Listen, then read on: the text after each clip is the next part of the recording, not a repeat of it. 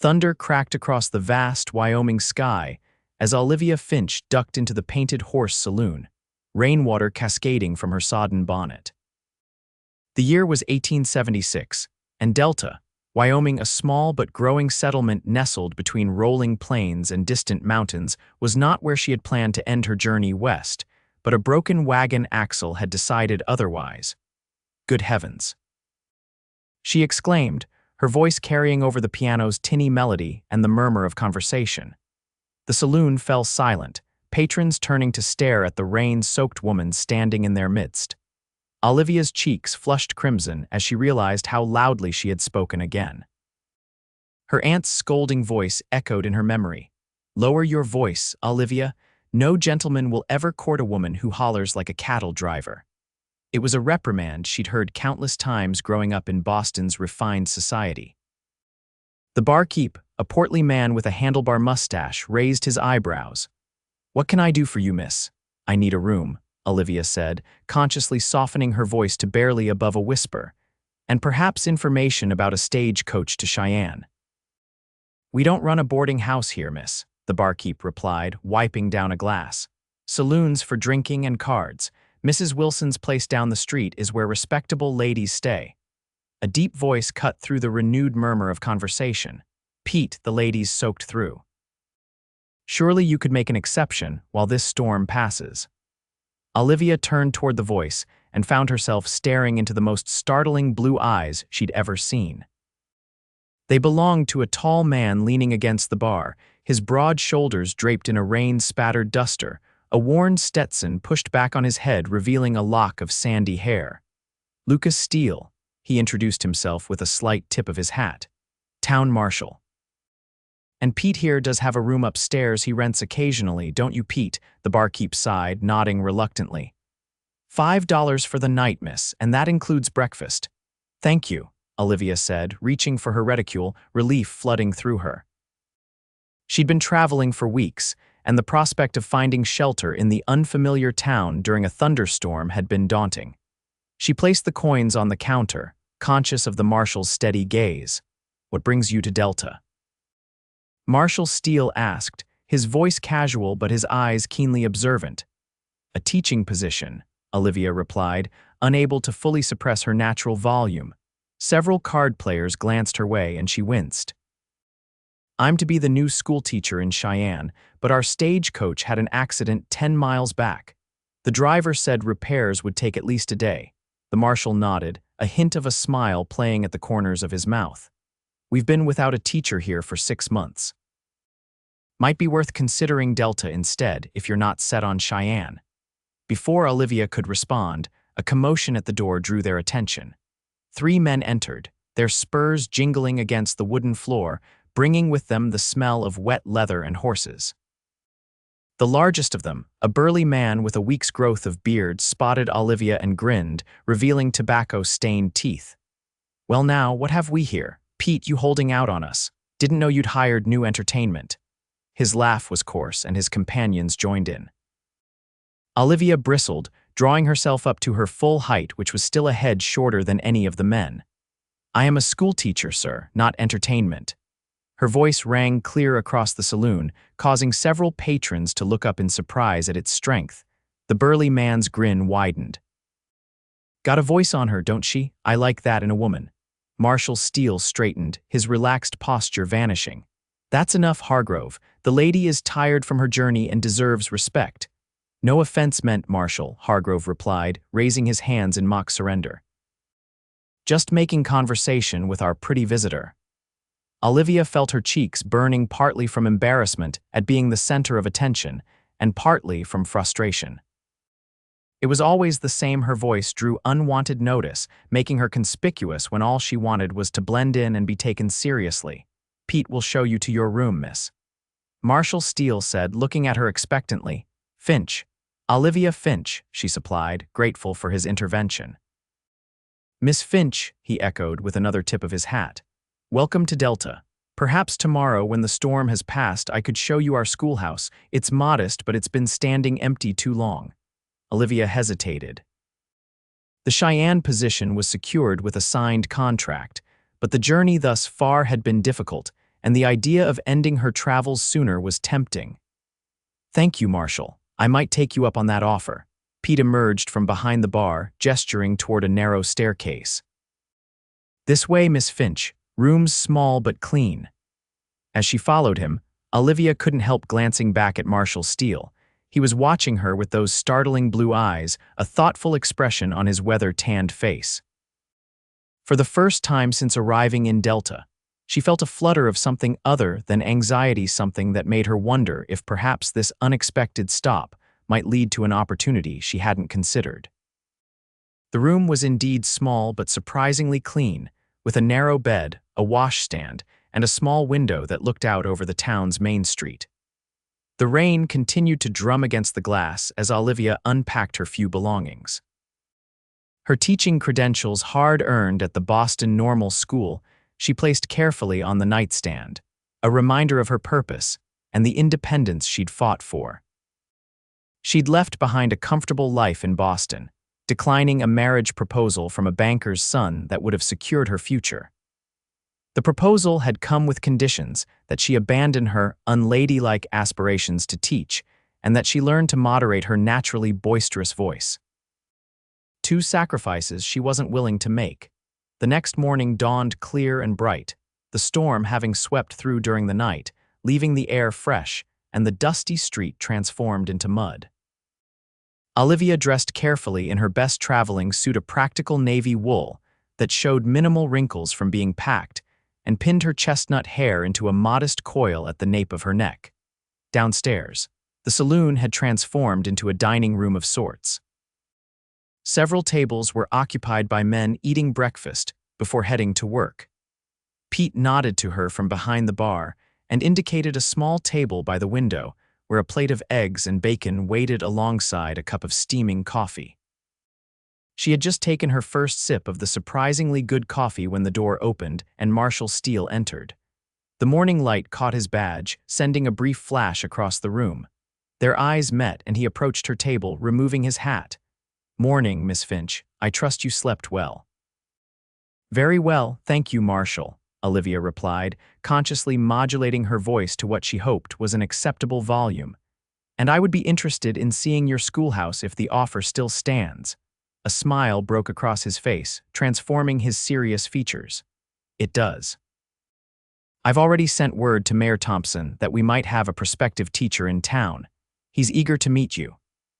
An hour later, Olivia stood in the center of Delta's schoolhouse, a simple one-room building with rows of desks facing a teacher's desk and blackboard.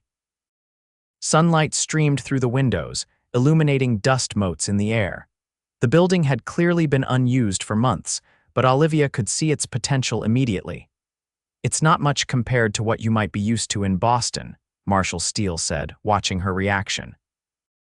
"Actually, it's quite similar to my first teaching position," Olivia replied, running her fingers along a desk. "A rural school outside of Boston before I took a position in the city."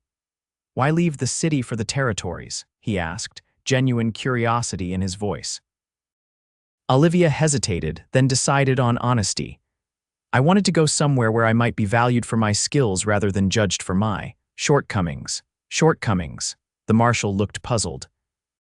Before she could respond, the schoolhouse door opened, admitting a portly gentleman in a well-tailored suit. "Mayor Thompson," Olivia presumed. "Miss Finch," the mayor boomed, striding forward with hand extended. "Delighted, absolutely delighted. Lucas here tells me you might consider taking our teaching position. The children of Delta have been running wild for months." His enthusiasm was infectious, and Olivia found herself smiling as she shook his hand. "I do have a contract with the Cheyenne School Board," she began. "Contracts can be renegotiated," Mayor Thompson said with a wink. "We're prepared to offer competitive terms, $30 a month plus lodging in the teacher's cottage behind the school. It needs some fixing up, but it's yours if you want it." It was a generous offer, matching what Cheyenne had promised. "How many students would I be teaching?" Olivia asked, her mind already calculating supplies and planning curriculum. "About 20, ages 6 to 16, the mayor replied. "Ranchers' children, shopkeepers' youngsters, a few from the mining families up in the hills. Good stock, all of them, though they've grown a bit unruly without proper schooling. I see, Olivia murmured, walking to the teacher's desk and placing her hands on its scarred surface. She could picture it children filling the seats, the satisfaction of watching understanding dawn on young faces. It was why she'd become a teacher, after all. We need someone with a strong voice to keep order, Marshal Steele added, a hint of amusement in his tone. Someone who can make themselves heard across a noisy classroom. Olivia looked up sharply, wondering if he was mocking her, but his expression held nothing but sincerity. The town council meets tonight, Mayor Thompson said. Could you attend and meet the other council members? They'd want to approve any contract, of course.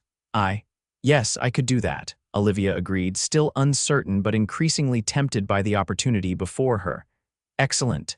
The mayor clapped his hands together. 7 o'clock at the town hall. Lucas will escort you. After the mayor departed, Olivia turned to Marshal Steele. Is he always so? Enthusiastic. Yes, the marshal chuckled. But he means well. Delta's growing, and he knows we need a proper school to attract families. Olivia nodded, walking to one of the windows to look out at the town. From here, she could see the main street with its shops and businesses, and beyond that, the scattered houses and, in the distance, the vast expanse of open country. Tell me about the town, she said, genuinely curious. What sort of place is Delta? Marshal Steele moved to stand beside her at the window, his presence solid and reassuring. It's a good place, he said simply. Built around the silver mines initially, but we've got ranching, farming, and trade now too. Most folks are honest, hardworking people just trying to make a life for themselves. And the others? Olivia asked, remembering the men from the saloon. The marshal's expression grew serious. Every town has its rough edges, Miss Finch. Men like Hargrove and his bunch, they work the mines or drive cattle, spend their pay on whiskey and cards. They're rowdy but mostly harmless if handled right. Something in his tone made Olivia glance at him. You've been marshal here long? 5 years, he replied. Came west after the war, like many did. Found I had a knack for keeping the peace. There was more to his story, Olivia sensed, but she didn't press. Everyone who came west had their reasons, their histories. Hers was simple enough, the need to find a place where she might belong. I should check on the stage repairs, she said, suddenly remembering her original plan. If they've fixed the axle, they'll be leaving for Cheyenne soon.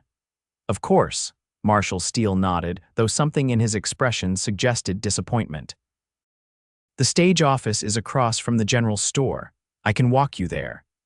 As they stepped outside, the town was fully awake now, with people moving about their business. Several nodded greetings to the marshal, eyeing Olivia curiously. Word travels fast in small towns, he commented, noticing her discomfort at the attention. By nightfall, everyone will know we might have a new schoolteacher. I haven't decided yet, Olivia reminded him, though she found herself increasingly drawn to the idea of staying in Delta. At the stage office, the news was both good and bad.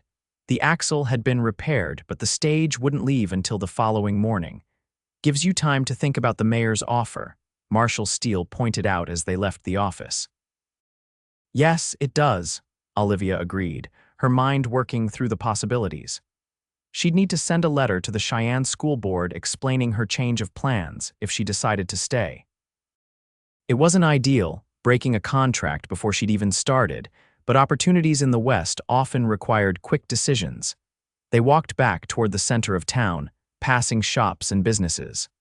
Marshal Steele greeted people by name, occasionally introducing Olivia as our prospective teacher. The warmth with which she was received was gratifying, though she noticed a few raised eyebrows when she forgot to monitor her volume. Something's troubling you, the marshal observed as they paused outside the general store. Olivia hesitated, then decided on honesty again. You mentioned needing someone with a strong voice for the classroom. I did, he confirmed, waiting for her to continue. Most people find my voice inappropriate for a lady, she admitted. Too loud, too carrying. It's been a source of criticism my entire life. Understanding dawned in his eyes. That's what you meant by shortcomings. Olivia nodded, embarrassed to be discussing such a personal matter but feeling she needed to be upfront. I've tried to modulate it to speak more softly as a proper lady should, but it never seems to last. Eventually, my natural volume returns, especially when I'm excited or passionate about a topic. Marshal Steele surprised her with a genuine laugh, not mocking, but warm and appreciative. Miss Finch, in a frontier town where children are used to shouting across open fields and women need to call their husbands in from barns, a carrying voice is an asset, not a liability, especially for a teacher. His words lifted a weight she hadn't realized she'd been carrying. "You're not just saying that to be kind. I'm saying it because it's true," he replied, his blue eyes holding her steadily. "Out here, practicality trumps Eastern notions of propriety. A teacher who can be heard over the wind when calling children in from recess is exactly what we need." For the first time since arriving in Delta, Olivia felt a genuine smile spread across her face. Perhaps this unexpected stop was providential after all. The town council meeting that evening was held in Delta's modest town hall, a recently constructed wooden building that served multiple functions for the growing community. Olivia had changed into her one good dress, a deep green wool that complemented her hazel eyes, and arranged her hair in a more formal style. Marshal Steele met her at the Painted Horse precisely at 6:30, looking transformed in a clean black suit and white shirt, though he still wore his gun belt, a reminder that even for formal occasions, he remained the town's protector. "You look lovely, Miss Finch," he said with simple directness that brought color to her cheeks. "Thank you, Marshal," she replied, accepting his offered arm as they stepped into the street. "Lucas," he corrected her. "If you're going to be part of our community, you should use my given name." "Lucas," she repeated, liking the sound of it. "And I'm Olivia." They walked the short distance to the town hall, where several lamps glowed welcomingly in the gathering dusk. Inside, a long table had been set up, with Mayor Thompson at its head and 5 other men the town council arranged along its sides. "Ah, Miss Finch," the mayor exclaimed, rising to his feet. "Gentlemen, may I present Miss Olivia Finch, who is considering taking the position of schoolteacher here in Delta." The introduction was followed by a round of handshakes and names that Olivia tried to commit to memory: Mr. Reynolds, the banker doctor; Graham, the town physician; Mr. Peterson, who owned the general store; Mr. Harrison, a cattle rancher; and Mr. Miller, who operated the local sawmill. Each man seemed genuinely pleased at the prospect of having a teacher for the town's children, asking intelligent questions about her training and experience. Olivia found herself relaxing, answering confidently, her voice carrying easily in the room's good acoustics. "Boston trained with actual teaching experience, that's more than we could have hoped for," Dr. Graham commented approvingly. "And what is your educational philosophy, Miss Finch?" Mr. Reynolds asked, leaning forward with interest. "What do you believe children should learn?" It was a question that allowed Olivia to speak about her passion, and she forgot to moderate her voice as she outlined her belief in a comprehensive education that included not only reading, writing, and arithmetic, but also history, geography, natural sciences, and for girls, the same educational opportunities as boys. "I believe every child has the capacity to learn if properly taught," she concluded, suddenly aware that she'd been speaking with greater volume and enthusiasm than she'd intended. "I apologize for my, exuberance," she added, feeling the familiar embarrassment creep up her neck. "No apology needed, Miss Finch," Mayor Thompson assured her. "That's exactly the kind of passion we want in our teacher." "Indeed," Mr. Harrison agreed, "my boys could use someone who can make herself heard over their arguments." There was a round of chuckles, and Olivia felt herself relax again. She glanced at Lucas, who was watching her with what looked like admiration. The discussion turned to practical matters: the school term, which would begin in 2 weeks, the teacher's cottage, which needed repairs but could be made habitable quickly, and the salary and conditions of employment. "We're prepared to offer a 1-year contract to start," Mayor Thompson explained. $30 monthly plus the cottage. Firewood provided during winter months, and you'd be welcome to plant a garden if you wish. The school term runs 9 months with summers off, though your salary continues year-round. It was a generous arrangement, better than what Cheyenne had offered. And the curriculum. What books and supplies are available? Olivia asked. Mr. Peterson from the general store spoke up. We've McGuffey readers for all levels, arithmetic primers, slates, and chalk. Been sitting in my storeroom since the last teacher left. I can have them delivered to the schoolhouse tomorrow. And we'll take up a collection for any additional materials you need, Dr. Graham added. My wife has several books on natural history she'd be happy to donate to the school library. The meeting continued for another hour, with details discussed and questions answered. By the time Mayor Thompson finally tapped his gavel to close the proceedings, Olivia had made her decision. Gentlemen, she said, standing to address the council. I'm honored by your offer and the warm welcome I've received in Delta. I would be pleased to accept the position as your schoolteacher. A round of applause greeted her announcement, with Mayor Thompson pumping her hand enthusiastically. Wonderful news, Miss Finch. We'll have the contract drawn up tomorrow for your signature. As the meeting broke up, Lucas approached her, a smile lighting his usually serious face. Congratulations, Schoolmarm Finch, he said, offering his arm again. May I walk you back to the painted horse? We should discuss arrangements for moving you into the teacher's cottage. Outside, the night had fully descended, with stars scattered across the Wyoming sky in a display more magnificent than anything Olivia had seen in Boston. The air was cool and crisp, carrying the scent of sage and distant pine. The cottage will need cleaning and some repairs, Lucas explained as they walked. The roof is sound, but there's a broken window and the stove needs attention. I can arrange for the work to be done before you move in. That's very kind, Olivia replied, touched by his consideration. I'm not afraid of hard work, though. I could help with the cleaning. Lucas glanced down at her, a hint of amusement in his eyes. I don't doubt your willingness to work, but a schoolteacher has a certain position in the community. It would reflect poorly on the town if we had you scrubbing floors and washing windows yourself. They reached the painted horse, which was now alive with evening activity piano music spilled out into the street, along with the sounds of conversation and laughter. I should write to the Cheyenne School Board tonight, Olivia said, reluctant to end their conversation, to explain my change of plans. A wise idea, Lucas agreed. I'll see you in the morning. Perhaps we could visit the cottage after breakfast so you can see what needs to be done. I'd like that, Olivia nodded, suddenly aware of how close they were standing, of the warmth of his presence in the cool evening. For a moment, they simply looked at each other, something unspoken passing between them. Then Lucas cleared his throat and stepped back. Good night, Olivia, he said, his voice softer than she'd heard it before. Good night, Lucas, she replied, equally soft before turning to enter the saloon. Inside, the atmosphere was jovial but not rowdy. Pete nodded to her from behind the bar and a few patrons tipped their hats in greeting. Word of her new position had clearly spread already. Olivia made her way upstairs to her room, her mind whirling with the day's developments. In the space of 24 hours, her plans had completely changed, yet she felt more certain of this decision than she had of going to Cheyenne.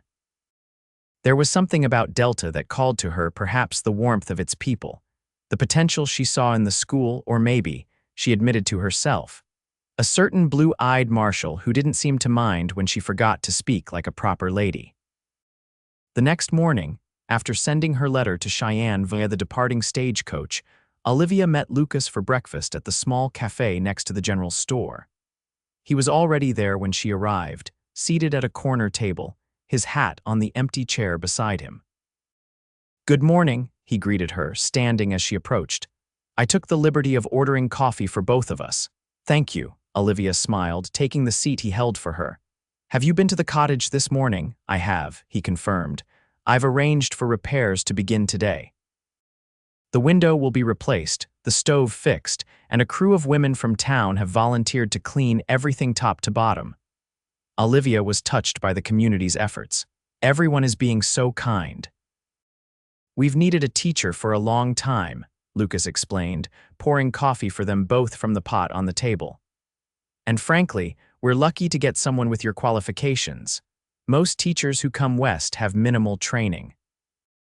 Their breakfast arrived eggs, bacon, and fresh biscuits with honey delivered by a smiling older woman who introduced herself as Mrs. Jenkins, the cafe owner. "So pleased you're staying in Delta, Miss Finch," she said warmly. "My granddaughter Lily is 8 and smart as a whip. Been missing school something fierce. I look forward to having her in my class, Mrs. Jenkins," Olivia replied sincerely. After breakfast, Lucas took her to see the teacher's cottage. It stood behind the schoolhouse, a small but sturdy structure with a front porch and what had once been a flower garden, now overgrown with weeds. Inside, a team of women was already hard at work, scrubbing floors, washing windows, and dusting the sparse furnishings: a bed frame, a small dining table with 2 chairs, a rocking chair, and a cook stove that a man was currently examining. "Miss Finch, our new teacher," Lucas introduced her, and the women paused in their work to greet her. "We'll have it ship-shape by evening," promised a robust woman who introduced herself as Mrs. Miller, the sawmill owner's wife. "Been sitting empty too long, but the bones are good."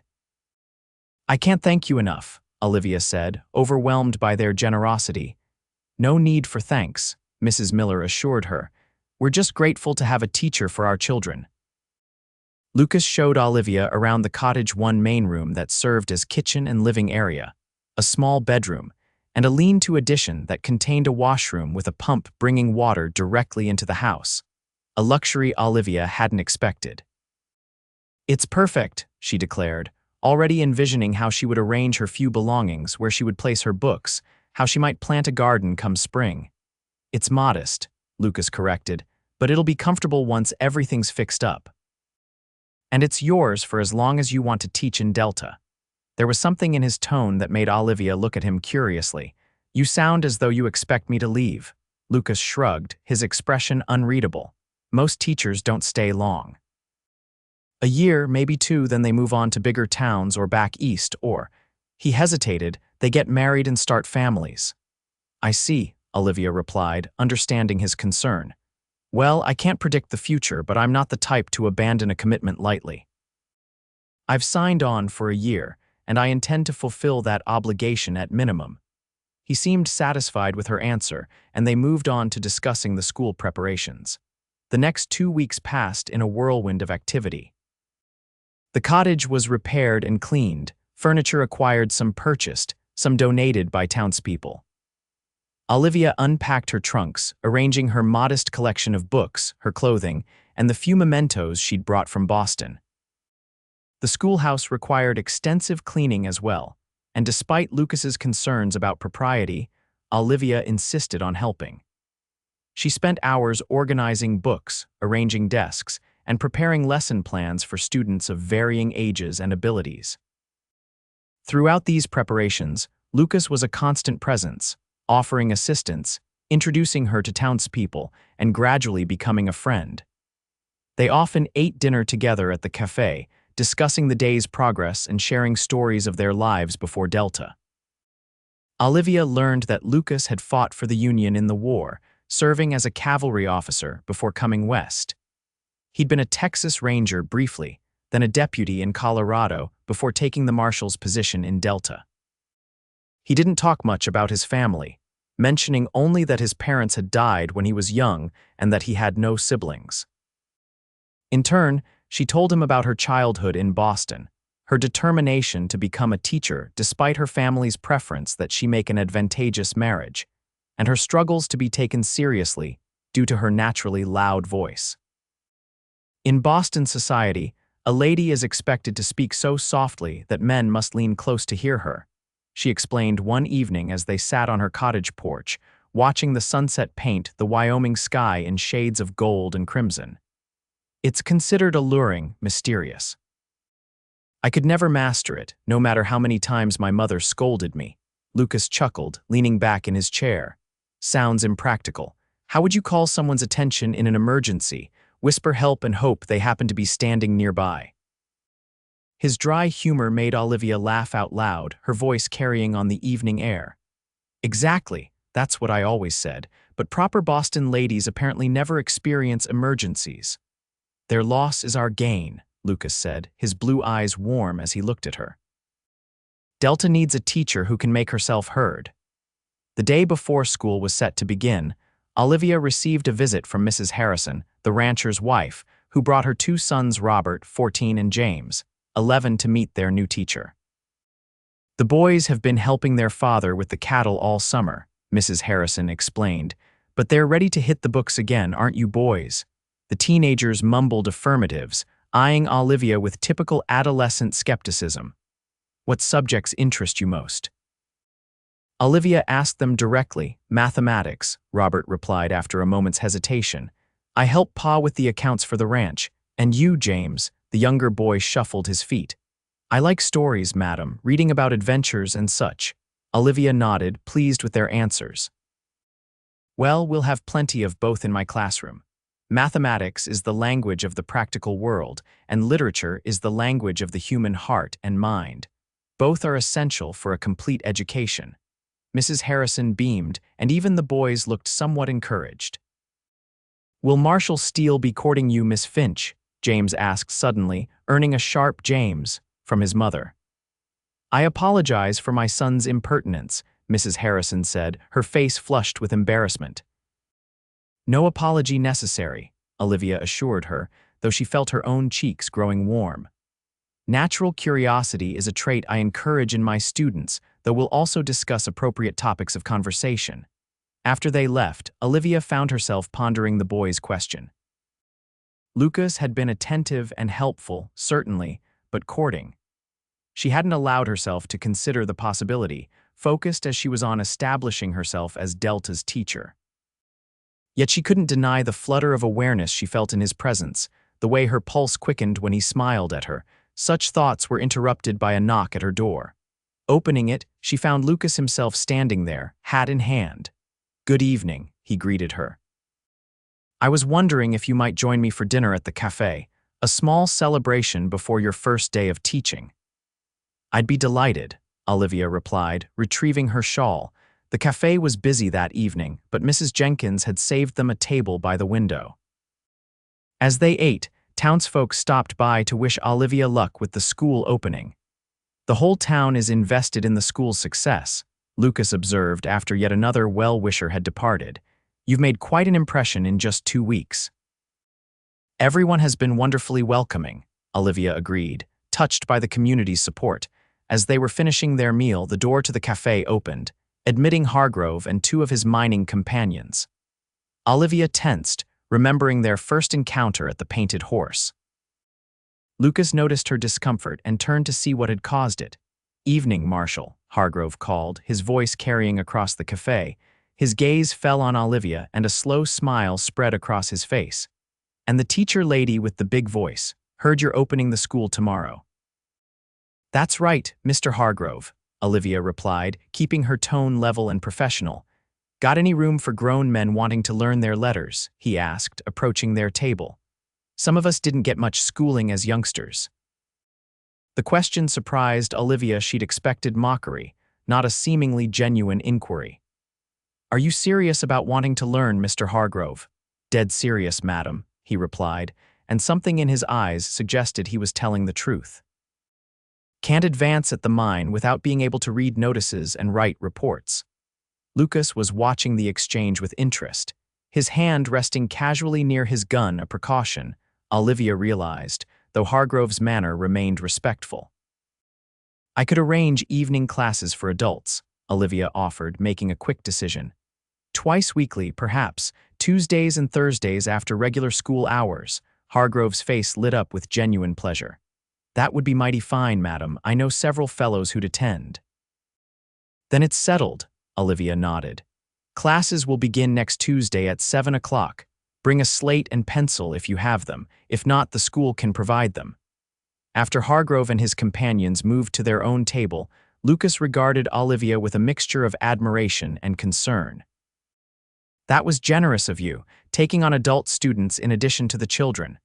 Education should be available to anyone willing to learn," Olivia replied simply. "And teaching adults who truly want to improve themselves can be the most rewarding work of all. Just be careful," Lucas cautioned. "Hargrove seems sincere, but he's been known to cause trouble when he's had too much to drink." I'll ensure the rules are clear from the start, Olivia assured him. No one will attend my classes under the influence of alcohol. The morning of the school's opening dawned clear and cool, with the promise of warmth as the day progressed. Olivia dressed carefully in a high-necked navy blue dress that conveyed appropriate authority while allowing freedom of movement. She pinned her hair in a simple but neat arrangement, and added her mother's cameo brooch at her throat, a touch of familiarity for courage.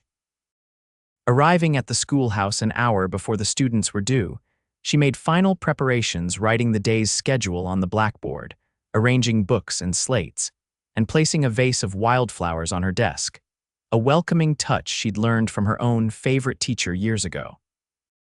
At 8 o'clock precisely, she rang the school bell, its clear tone carrying across Delta. Within minutes, children began arriving, some accompanied by parents, others in small groups or alone.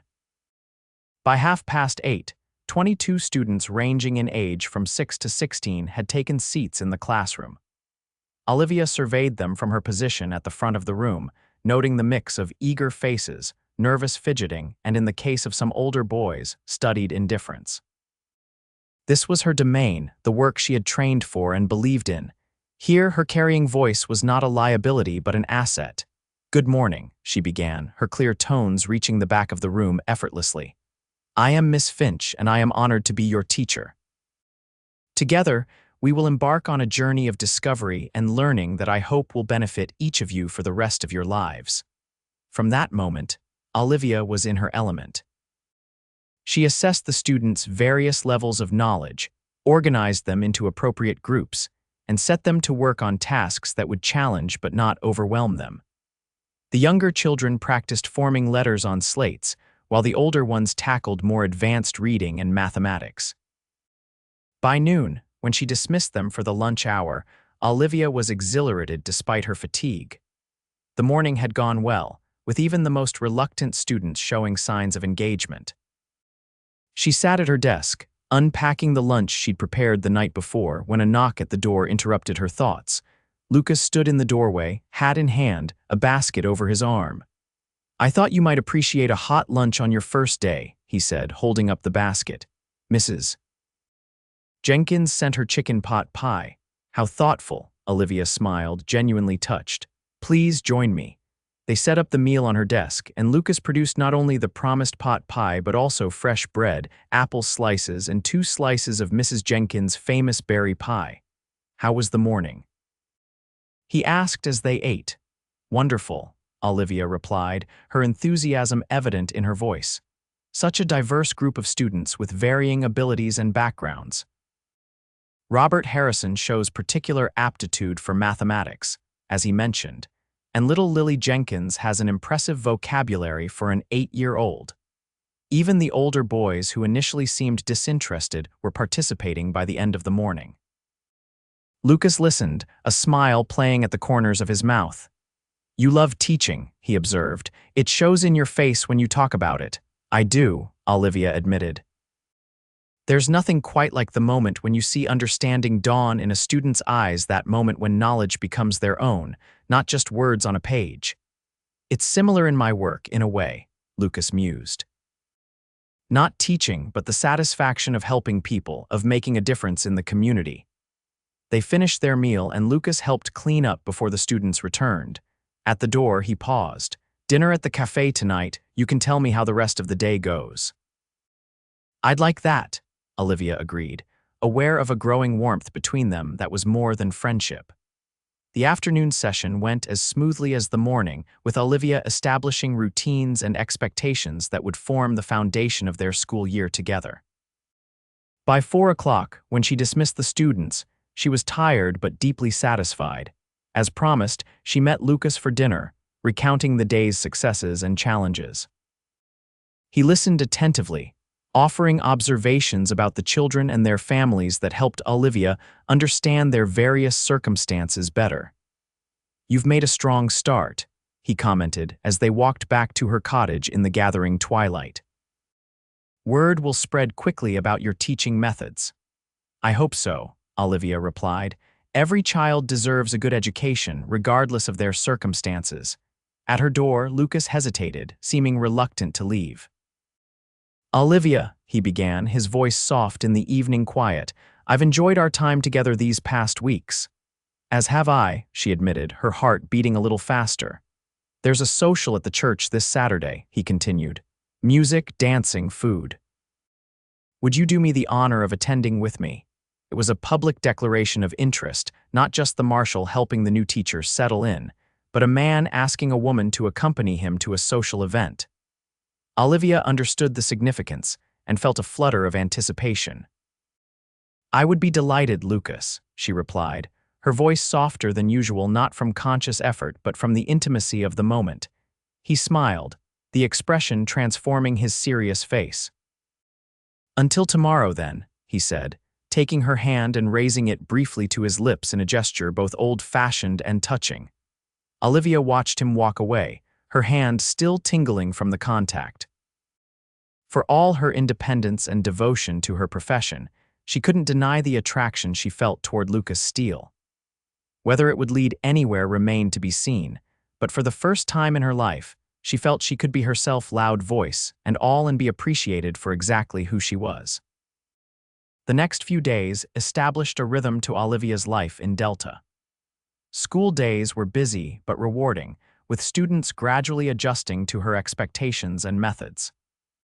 Evenings were often spent in Lucas's company, either at the cafe or on her porch, talking until the stars emerged in the Wyoming sky. Saturday's social was held in the church hall, decorated with autumn flowers and lit by lanterns that cast a warm glow over the proceedings. Nearly everyone in Delta attended, dressed in their Sunday best, bringing dishes to share at the communal tables set up along one wall. Lucas arrived at Olivia's cottage promptly at 6, looking handsome in a dark suit and crisp white shirt. Olivia had worn her best dress for the occasion, a deep burgundy wool with subtle embroidery at the collar and cuffs, her hair arranged in a more elaborate style than her usual schoolroom coif. "You look beautiful," Lucas said simply, offering his arm. The social was already underway when they arrived. A small band played lively tunes, and several couples were dancing in the cleared center of the hall. Tables around the periphery held townspeople engaged in conversation, while children darted about in games of their own devising. Their entrance together drew notice, with knowing smiles exchanged among the women and approving nods from the men. Mayor Thompson approached immediately, pumping Lucas's hand and beaming at Olivia. "Miss Finch, everyone's talking about the wonderful start you've made with the school." Young James Harrison actually asked his mother for a book yesterday, a miracle, according to Mrs. Harrison. "James has a natural curiosity," Olivia replied, pleased by the report. "He just needed the right material to engage him." They circulated through the gathering, with Lucas introducing Olivia to people she hadn't yet met, and townspeople eager to share positive reports about their children's experiences in her classroom. It was gratifying to hear, confirming that she'd made the right decision in accepting the position in Delta. When the band struck up a waltz, Lucas turned to her. "May I have this dance, Miss Finch?" "You may, Marshal Steele," she replied with a smile, allowing him to lead her onto the dance floor. Lucas proved to be a skillful dancer, guiding her smoothly through the steps. Olivia, who had learned the social dances expected of Boston young ladies, followed his lead easily, enjoying the closeness and the sense of harmony between them. "I'm surprised a frontier marshal dances so well," she commented as they moved around the floor. Lucas chuckled, the sound warm and intimate. "My mother insisted I learn. Said even on the frontier, a gentleman should know how to dance properly." "She was right," Olivia replied, imagining a young Lucas dutifully practicing dance steps. They danced several more dances, pausing occasionally to refresh themselves with punch and to chat with other attendees. During one such break, Olivia found herself in conversation with Dr. Graham's wife, a kindly woman in her 50s who taught piano to several of Delta's children. "The marshal seems quite taken with you," Mrs. Graham observed, watching Lucas as he spoke with Mayor Thompson across the room. "I've never seen him pay such attention to any lady before." Olivia felt her cheeks warm. "We've become friends," she said carefully. Mrs. Graham's eyes twinkled knowingly. Friends indeed. Well, he's a good man, dear, the best. This town is fortunate to have him as marshal, and he'd make someone a fine husband. Before Olivia could respond to this rather direct hint, Lucas returned to her side, offering to fetch her a plate of food from the communal table. The evening continued pleasantly, with more dancing, conversation, and laughter. As they walked back to her cottage under a sky ablaze with stars, Lucas took her hand, his fingers warm around hers. They walked in comfortable silence for a time, both seemingly content with the quiet companionship. At her door, he turned to face her, still holding her hand. "I had a wonderful evening, Olivia." "So did I," she replied honestly, looking up into his face, half in shadow, half illuminated by the light spilling from her cottage window. "May I call on you tomorrow after church?" he asked, his voice soft but clear in the night quiet. "Perhaps we could ride out to the creek for a picnic if the weather holds." "I'd like that," Olivia nodded, aware of how close they were standing, of the warmth of his hand still holding hers. For a moment it seemed he might kiss her, but instead he raised her hand to his lips again, as he had earlier in the week. "Until tomorrow, then," he murmured, before releasing her hand and stepping back. Olivia watched him walk away, a mixture of emotions swirling within her. She was attracted to Lucas, certainly, and they shared important values and interests. But her focus had always been her career, her independence. Allowing herself to care deeply for someone meant risking that independence, opening herself to potential heartache.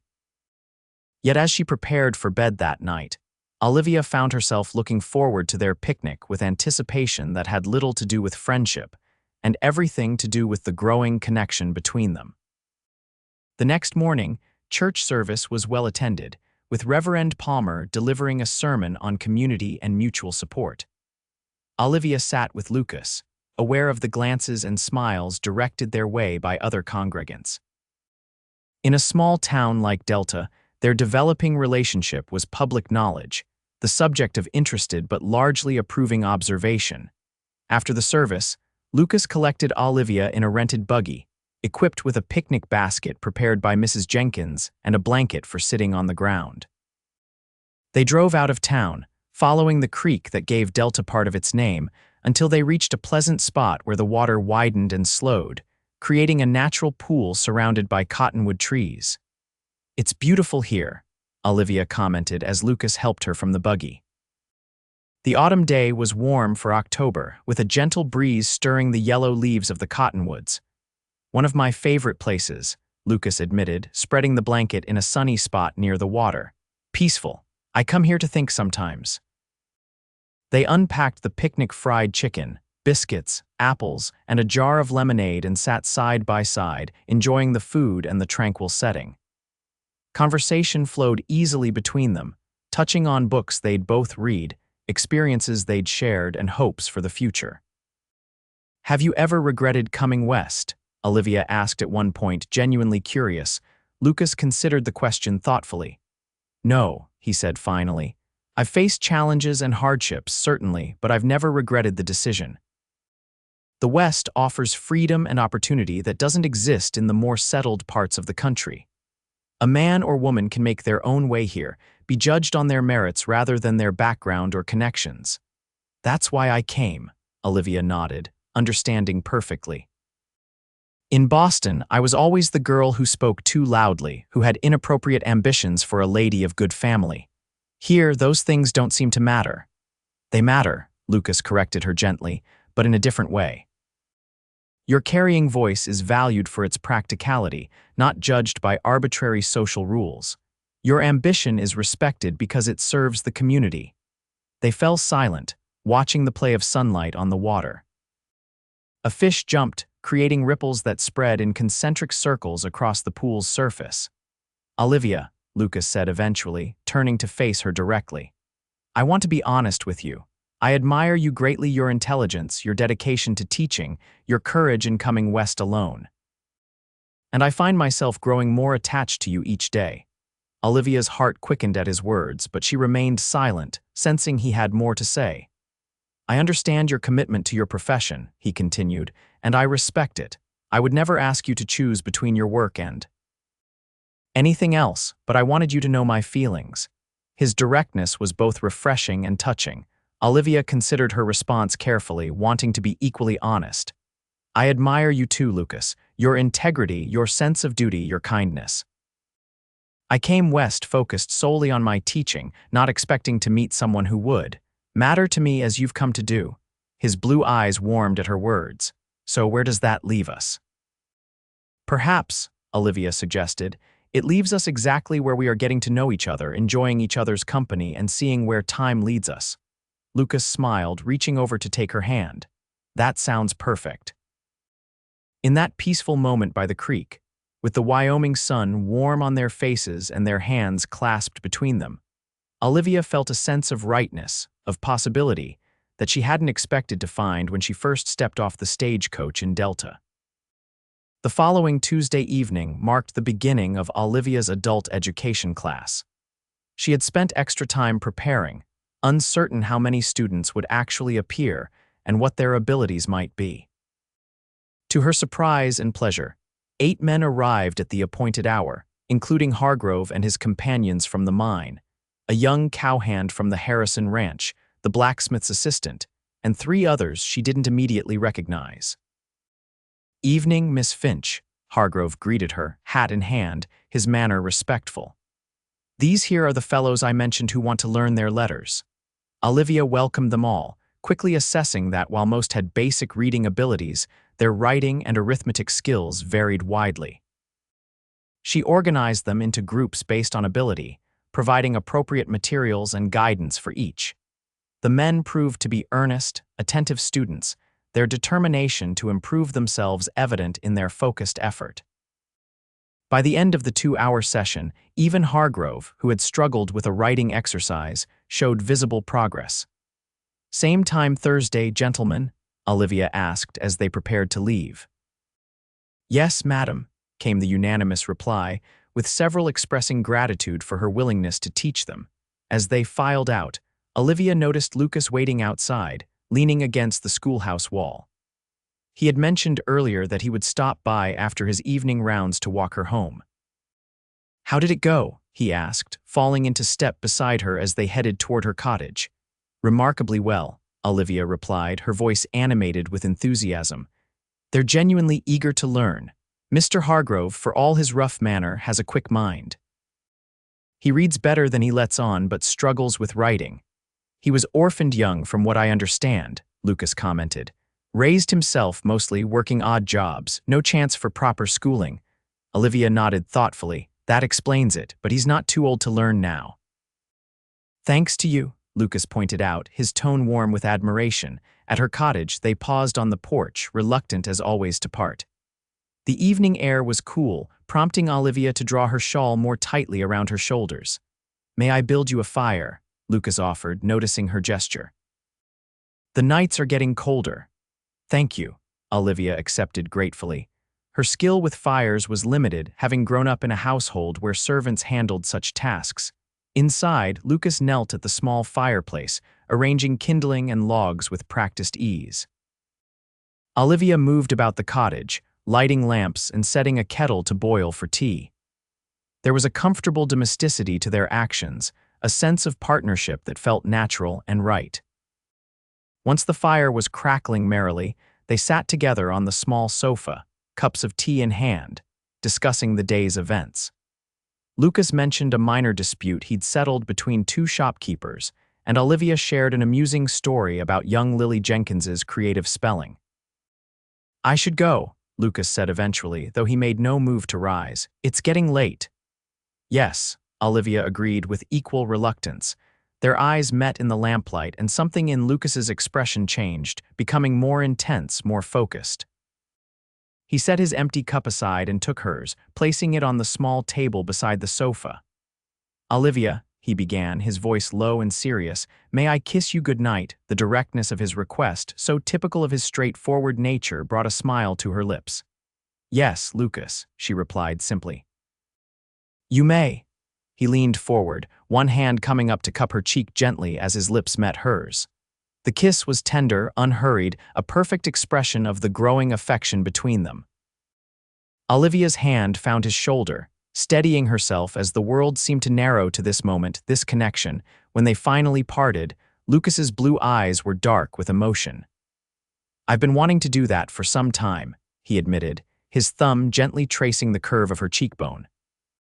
"I'm glad you did," Olivia replied honestly, her voice soft with feeling. He kissed her once more, briefly but with no less tenderness, before rising. "Good night, Olivia, sweet dreams." "Good night, Lucas," she responded, walking him to the door. After he left, Olivia stood for a long moment, her fingers touching her lips where his had been. She had been kissed before, chased, proper kisses from suitors in Boston, but never like this, never with this sense of rightness, of coming home. As autumn deepened toward winter, Olivia and Lucas's relationship grew alongside it. They spent most evenings together, either at her cottage, where Lucas would build a fire and they would talk for hours, or at community events where they were increasingly regarded as a couple by Delta's residents. Their kisses grew more frequent, more passionate, though always within the bounds of propriety. Lucas was unfailingly respectful, never presuming beyond what Olivia was comfortable with, yet making his deepening feelings clear through both words and actions. The school continued to thrive, with children making steady progress and parents expressing appreciation for Olivia's methods and dedication. The adult evening classes proved equally successful, with the original 8 students joined by several more, including, to Olivia's surprise, Mr. Peterson from the general store, who admitted a desire to improve his arithmetic for his business accounts. One evening in mid-November, as the first snow of the season dusted Delta's streets, Lucas arrived at Olivia's cottage looking uncharacteristically nervous. "Is something wrong?" she asked as she welcomed him in from the cold. "No," he assured her, removing his hat and coat. "Nothing's wrong. I have something I want to discuss with you." They settled by the fire, which Lucas built up to combat the growing chill outside. For several minutes, he seemed content to talk about ordinary matters: the weather, school events, town gossip. But Olivia could sense his underlying tension, the unusual hesitancy in his manner. Finally, he took her hand, his expression serious. "Olivia, these past months have been the happiest of my life. Getting to know you, spending time with you, watching you bring such positive change to Delta, it's all confirmed what I began to suspect that first day at the Painted Horse." "Which is?" Olivia prompted gently, her heart beating faster. "That you're the woman I've been waiting for all my life," he replied, his voice low and fervent. "Your intelligence, your compassion, your determination, even your wonderfully carrying voice that first caught my attention, everything about you has only made me admire and care for you more deeply." He shifted from the sofa to one knee before her, still holding her hand. From his pocket, he withdrew a small box, opening it to reveal a simple but elegant ring, a modest diamond flanked by 2 sapphires. "Olivia Finch, I love you," he said, his blue eyes steady on hers.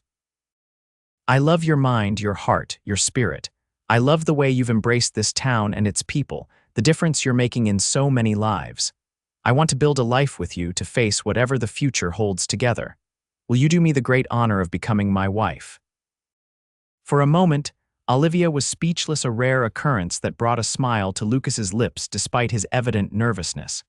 Then she found her voice, as clear and carrying as always. "Yes, Lucas, I will marry you," she replied, joy suffusing her words. "I love you to your strength, your kindness, your integrity. I came west looking for a place to belong, and I found it not just in Delta, but with you." His face lit with happiness as he slipped the ring onto her finger, then rose to take her in his arms, sealing their engagement with a kiss that spoke of promises and shared dreams. When they finally parted, Lucas explained the ring's significance. "The sapphires reminded me of the Wyoming sky on that first clear day after the storm when we walked to the schoolhouse together. The day I began to fall in love with you. It's perfect," Olivia assured him, admiring how the stones caught the firelight. When would you like to be married?" "That's part of what I wanted to discuss," Lucas replied, sitting beside her again, keeping her hand in his. "I know your teaching contract runs until next summer, and I would never want to interfere with your commitments. The contract stipulates that female teachers must be unmarried," Olivia acknowledged, having reviewed the document carefully before signing. It's a common provision based on the assumption that a married woman belongs at home, not in the classroom. Lucas frowned. That seems unnecessarily restrictive, especially when good teachers are so hard to find out here. It is, Olivia agreed, but it's the agreement I made. I would need to fulfill the school year at minimum. So perhaps a summer wedding, Lucas suggested. June or July. That would give us time to prepare properly and you would have completed your contract. Olivia considered this. June would be lovely, and it would give us time to consider what happens afterward. Meaning, Lucas asked, though his expression suggested he understood her concern. Whether I continue teaching, Olivia explained. Whether Delta might reconsider its policy for married female teachers or whether. She hesitated, finding it difficult to articulate the fears that had immediately surfaced. Whether you would need to choose between your profession and our marriage, Lucas finished for her, understanding in his eyes. Olivia, I meant what I said before. I would never ask you to choose. If teaching is what fulfills you, then that's what I want for you. We'll find a way to make it work, even if it means challenging conventional thinking. His support washed over her like a warm tide, easing concerns she'd held since first recognizing her feelings for him. Thank you, she said simply, squeezing his hand. That means more than I can express. They spent the rest of the evening discussing plans, dreams, and practical considerations. Lucas lived in rooms above the marshal's office, which wouldn't be suitable for a married couple. They would need a home of their own.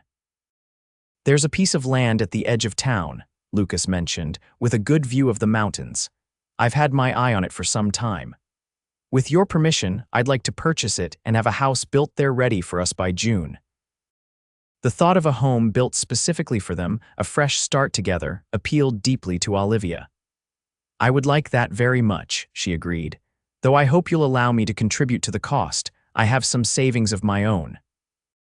Lucas appeared to consider this, clearly balancing traditional expectations against his respect for her independence. We could establish a joint account for our household, he suggested as a compromise. Your savings, my savings, both dedicated to our shared future. It was a progressive approach for the time, and Olivia appreciated his willingness to consider alternatives to convention. A partnership, she nodded, in all things. News of their engagement spread quickly through Delta, met with widespread approval and genuine good wishes. Mayor Thompson was particularly effusive, declaring that the town's two most valued citizens deserving nothing but happiness together. The winter passed in a flurry of activity. School continued, plans were made, and the land Lucas had mentioned was purchased. By February, construction on their house had begun, with Lucas overseeing the work when his duties as marshal allowed. Olivia wrote to her family in Boston, sharing the news of her engagement and inviting them to the June wedding. Their response was mixed pleasure that she had found someone to marry, but concern about her choice of life in the wild territories rather than returning east to a more civilized existence. They don't understand, Olivia told Lucas after reading their letter aloud one evening. They can't imagine choosing this life over Boston society. Will you regret it? Lucas asked, watching her face carefully. The distance from your family, the comforts of Eastern life. Not for a moment, Olivia replied without hesitation.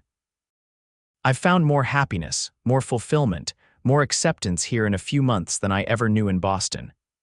This is where I belong, Lucas, with you, with this community, doing work that matters. Spring brought new growth to Delta, literal growth in the form of gardens and crops, and figurative growth in the town's development.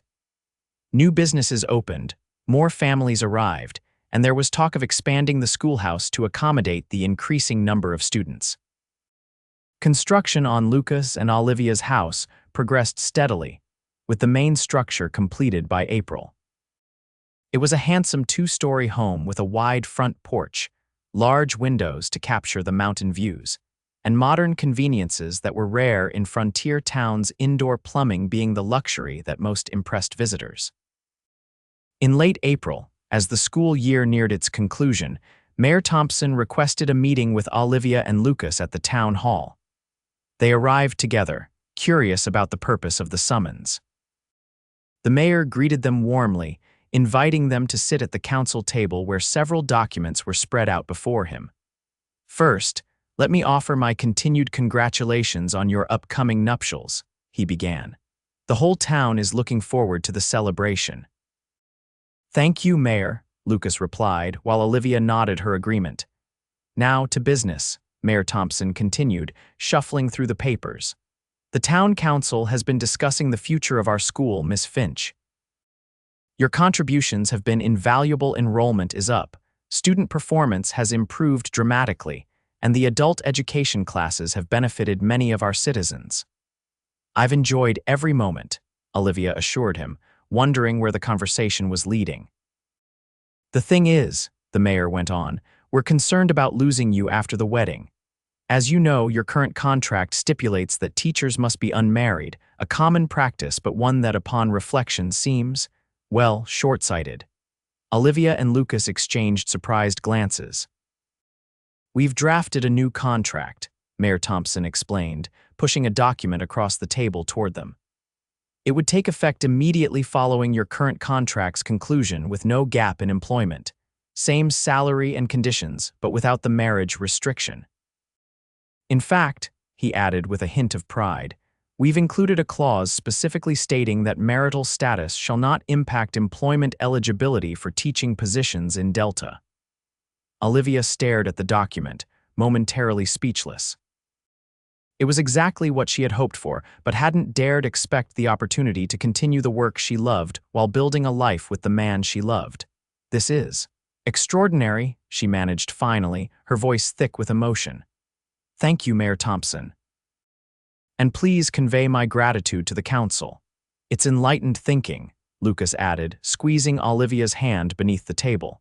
"Delta will benefit from retaining a teacher of Miss Finch's caliber, regardless of her marital status." "Exactly our thinking," the mayor beamed. "We're a progressive community, after all. The West is where new ideas take root and flourish." The new contract represented more than just employment security for Olivia. It was a testament to her impact on Delta, and a validation of her belief that she could be both a wife and a professional. The knowledge that she wouldn't have to choose between her vocation and her marriage lifted a weight she hadn't fully acknowledged she was carrying. As June approached, preparations for the wedding intensified. Olivia's parents wrote that they would be unable to attend due to her father's health. A disappointment, but not a surprise given the distance, and their lukewarm response to her news. However, her younger sister Amelia committed to making the journey, eager to see the frontier town that had captured Olivia's heart. The school year concluded successfully, with a community celebration honoring the students' achievements. Olivia was touched by the appreciation shown by parents and students alike, confirming that she had indeed found her place in Delta. Amelia arrived a week before the wedding, wide-eyed at the rugged beauty of Wyoming and the relative simplicity of frontier life compared to Boston. Yet she adapted quickly, charmed by the townspeople's friendliness and clearly impressed by Lucas. "I understand now," she told Olivia as they sat on the porch of the teacher's cottage, enjoying the long summer evening. "Why you chose to stay here. It's not at all what I imagined. It's better. There's a realness to life here." "That's exactly it," Olivia nodded, pleased by her sister's perception. "People care about what matters: character, ability, contribution to the community. The superficial concerns that dominate Boston society seem irrelevant here." "And Lucas," Amelia added with a knowing smile, "is nothing like the pompous suitor's father kept introducing you to. He looks at you as if you hung the moon and stars, Olivia." "I love him so much, Amelia," Olivia admitted, her voice soft but carrying in the quiet evening. "More than I thought possible. He accepts me exactly as I am, loud voice and all." Amelia laughed, reaching over to squeeze her sister's hand. "Your voice is magnificent. I've always thought so, even when Mother was constantly shushing you." The wedding day dawned clear and warm, a perfect Wyoming June morning. It was to be held in the church, with Reverend Palmer officiating, followed by a celebration in the town square where the entire community could participate. Olivia prepared in her cottage, with Amelia and several of the women she'd befriended in Delta helping her dress. Her gown, ordered from Denver, was elegant but practical ivory satin with delicate lace overlay, designed to suit both the frontier setting and her own taste for simple beauty.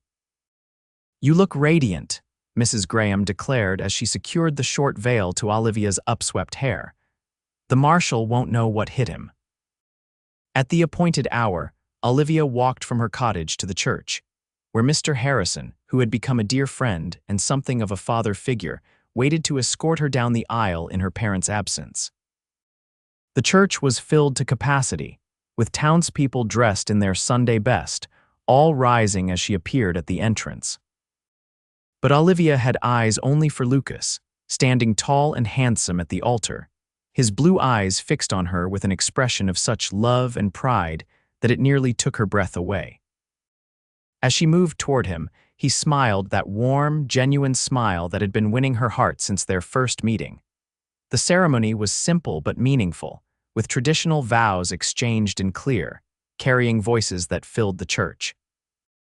When Reverend Palmer pronounced them husband and wife, Lucas's kiss was tender yet passionate, a promise of the life they would build together.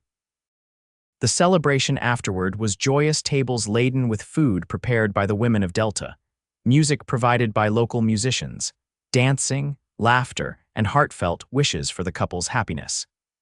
Even Hargrove and his mining companions attended, now respectful students of Mrs. Steele's evening classes, offering awkward but sincere congratulations. As the summer sun began its slow descent toward the western mountains, Lucas led Olivia away from the festivities toward their new home completed just days before, furnished with a combination of items they had each contributed and gifts from the townspeople. "Welcome home, Mrs. Steele," Lucas said as they reached the front porch, sweeping her into his arms to carry her across the threshold in traditional fashion. "It's perfect," Olivia declared as he set her down in the entrance hall, taking in the craftsmanship of their new home, the polished wood floors, the large windows capturing mountain views, the comfortable furniture arranged invitingly in the front parlor. Lucas led her on a tour, though she had visited during construction and knew the layout well. Still, seeing it complete, ready for them to begin their life together, filled her with joy and anticipation. In the master bedroom, Lucas hesitated, suddenly appearing almost shy and unusual demeanor for the typically confident marshal. "I had something special made," he explained, moving to a beautiful wooden chest at the foot of their bed. Opening it, he removed a carefully wrapped package which he presented to her with a mixture of nervousness and pride. Olivia unwrapped it to find a finely crafted wooden plaque, the words burned into its surface in elegant script. "Speak your truth. Your voice is exactly as it should be." Tears welled in her eyes as she traced the words with her fingertips. "Lucas, I want you to hang it where you'll see it every day," he said, his voice low with emotion. "As a reminder that I fell in love with all of you, including your beautiful, carrying voice that caught my attention that very first day." "My voice is too loud for a lady," she quoted softly, remembering all the times she'd been told to speak more quietly, to be less noticeable. "I've been waiting to hear you," Lucas replied, drawing her into his arms. "To hear your thoughts, your laughter, your passion. I want to hear your voice every day for the rest of our lives, Olivia, exactly as it is, exactly as you are." In that moment, in the home they would share, in the arms of the man who loved her complete self, Olivia knew with absolute certainty that her journey west had led her exactly where she was meant to be. She had found not just a place to belong, but a love that embraced her fully, loud voice and all. 5 years later, Olivia stood on the porch of their home, watching Lucas approach with their 3-year-old son perched on his shoulders and their 5-year-old daughter skipping alongside. The sight still filled her with joy and gratitude for the life they had built together. Delta had grown considerably, with new businesses, more families, and an expanded schoolhouse where Olivia continued to teach, having established a precedent for married women in professional roles that other frontier towns were beginning to follow. Lucas remained marshal, respected throughout the territory for his fair-minded approach to law enforcement. Together, they had become pillars of the community, their partnership a model of mutual respect and support that challenged traditional expectations. "Mama." Little William called out, waving frantically from his father's shoulders. "Papa let me ride his horse." Under very careful supervision, Lucas added with a wink as they reached the porch. "And I picked flowers for you, Mama," Sarah announced, presenting a somewhat bedraggled bunch of wildflowers with solemn pride. "They're beautiful, darling," Olivia declared, bending to accept the offering and plant a kiss on her daughter's forehead. "Thank you." Later, after the children were tucked into bed with stories read and prayers said, Olivia and Lucas sat together on the porch swing, enjoying the peaceful evening and each other's company as they had done countless times over the years. "Happy?" Lucas asked, his arm around her shoulders, drawing her close against his side. "Completely," Olivia replied, her clear voice carrying softly in the evening air. "You know, I used to worry so much about my voice, about being too loud, too noticeable. And now?" Lucas prompted, though he knew the answer. "Now I understand that my voice is exactly as it should be," Olivia smiled, leaning her head against his shoulder. "Strong enough to teach children, to advocate for what matters, to call our son in from play, to sing our daughter to sleep. And to tell my husband how much I love him, every single day." "I wouldn't have it any other way," Lucas assured her, tipping her face up for a kiss that, even after 5 years of marriage, still held all the tenderness and passion of their first. "I've been listening to that voice for 5 years now, and I still haven't heard enough." In the quiet Wyoming twilight, with the life they had built together surrounding them, Olivia's laugh rang out clear, joyful, and completely, unapologetically her own.